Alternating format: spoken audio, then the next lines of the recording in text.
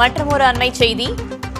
அண்ணா பல்கலைக்கழக மாணவி பாலியல் வன்கொடுமை சம்பவம் தொடர்பான முதல் தகவல் அறிக்கை வெளியான விவகாரம் தொடர்பாக பத்திரிகையாளர்களை துன்புறுத்தக்கூடாது என்று உயர்நீதிமன்றம் அறிவுறுத்தியுள்ளது. விசாரணைக்கு ஒத்துழைக்க பத்திரிகையாளர்களுக்கு அறிவுறுத்தியுள்ள நீதிமன்றம் பத்திரிகையாளர்களை துன்புறுத்தக்கூடாது என்று காவல்துறைக்கும் உத்தரவு பிறப்பித்திருக்கிறது. அண்மை செய்தியாக பார்க்கிறோம். பறிமுதல் செய்யப்பட்டிருக்கும் செல்போன்களை திரும்ப ஒப்படைக்கவும் நீதிபதி உத்தரவு பிறப்பித்திருக்கிறார்.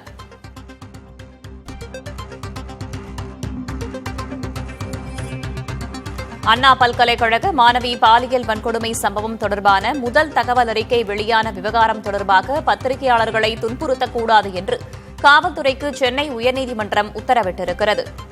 விசாரணைக்கு ஒத்துழைக்க பத்திரிகையாளர்களுக்கு அறிவுறுத்தல் வழங்கப்பட்டிருக்கும் அதே நேரத்தில் பறிமுதல் செய்யப்பட்டிருக்கும் செல்போன்களை திரும்ப ஒப்படைக்கவும் நீதிபதி உத்தரவிட்டிருக்கிறார். பத்திரிகையாளர்கள் தாக்கல் செய்த வழக்கில் காவல்துறைக்கு உயர்நீதிமன்றம் சரமாரியாக கேள்விகளை எழுப்பியிருக்கிறது. கூடுதல் விவரங்களை வழங்குவதற்காக செய்தியாளர் சுப்பையா இணைந்திருக்கிறார். அவரிடம் கேட்கலாம். சுப்பையா, பத்திரிகையாளர்கள் தாக்கல் செய்த வழக்கில் காவல்துறைக்கு உயர்நீதிமன்றம் தொடர் கேள்விகளை எழுப்பியிருக்கிறதே, என்னென்ன கேள்விகள்? இந்த வழக்கின் சாராம்சம் என்ன? அதாவது பத்திரிகா தொடர்பான வழக்கு இந்த சென்னை உயர்நீதிமன்றத்தில் பிற்பகல் முறையீடு செய்யப்பட்டது. இதையடுத்து நீதிபதி இளந்தரி இந்த வழக்கை விசாரணைக்கு எடுத்துக்கொண்டார். அப்போது நீதிபதி பத்திரிகையாளர்களை துன்புறுத்தக்கூடாது என்றும் காவல்துறைக்கு உத்தரவிட்டுள்ளார். அது மட்டுமல்லாமல் அதே நேரத்தில் பத்திரிகையாளர்கள் விசாரணைக்கு முழு ஒத்துழைப்பு வழங்க வேண்டும் என்றும் அறிவுறுத்தியுள்ளார். சிலருடைய பத்திரிகையாளருடைய செல்போன்கள் பறிமுதல் செய்யப்பட்டதாக பத்திரிகையாளர் தரப்பில் ஆஜரான வழக்கறிஞர் நீதிபதி தெரிவித்தார்கள். அதற்கு நீதிபதி பறிமுதல் செய்யப்பட்ட செல்போன்களை ஒப்படைக்க வேண்டும் என்றும் அந்த செல்போன்களை தேவையான நேரத்தில் பெற்றுக்கொண்டு மீண்டும் அவர் ஒப்படைக்க வேண்டும் என்றும் நீதிபதி அறிவுறுத்தினார்.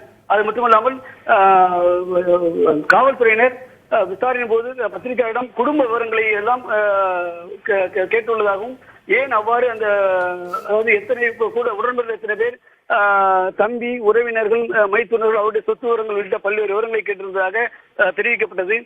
அதையெல்லாம் ஏன் கேட்க வேண்டும் என்றும் நீதிபதி கேள்வி எழுப்பினார். அது மட்டுமல்லாமல் இந்த முதல் தகவல் அறிக்கை பதிவு செய்யப்பட்டுள்ளது, அப்லோடு செய்யப்பட்டதாக தெரிவிக்கப்பட்டுள்ளது. அப்படி அப்லோடு செய்தார் என்றால் யார் எந்த காவல்துறையை பதிவு செய்தார்கள்? அதே நேரத்தில் பத்திரிகையாளருக்கு ஏன் 3 முறை சம்மன் அனுப்பப்பட்டது என்பதையும் நீதிபதி கேள்வி எழுப்பினார். அது மட்டுமல்லாமல் முதல் தகவல் அறிக்கையை கசிந்த வழக்கில் பத்திரிகையாளரை தவிர வேறு யாரெல்லாம் விசாரித்தார்கள்? ஏனென்றால் பத்திரிகையாளர் மட்டும்தான் விசாரித்துள்ளனர், மற்றவர்கள் ஏன் விசாரிக்கவில்லை என்றும் நீதிபதி கேள்வி எழுப்பினார். அது மட்டுமல்லாமல் கோட்டூர்புரம் காவல் ஆய்வாளர் விசாரித்தீர்களா, அவரது வாக்குமூலம் பெற்றீர்களா என்றும் சரமாரி கேள்வி நீதிபதி விரிவான உத்தரவு பிறப்பிப்பதாகவும் தெரிவித்துள்ளார். விரிவான தகவல்களுக்கு நன்றி சுப்பையா.